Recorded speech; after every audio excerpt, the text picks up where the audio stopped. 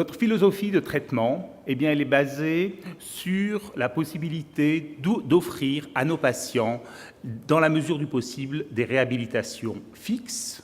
Ça, sur un principe où la prothèse doit dicter la chirurgie. Dans ce sens, on ne pose plus d'implants, même pour des indications unitaires, sans guide chirurgical. J'ai pendant des années posé des implants sans guide chirurgical. Aujourd'hui, c'est probablement pas juste de poser des implants sans la vision prothétique claire.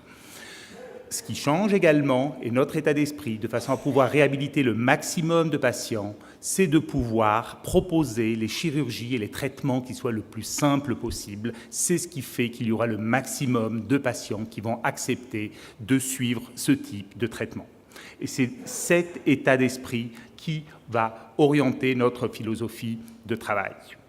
D'où, naturellement, eh bien, dès le début de notre activité en implantologie, qui date maintenant de 1995, nous nous sommes orientés sur l'utilisation d'implants courts. Et sur la base de ces implants courts, dans le cadre d'une première publication que nous avons faite en 2004, nous avions obtenu un taux de succès de l'ordre de 99%, donc un taux de succès extrêmement élevé.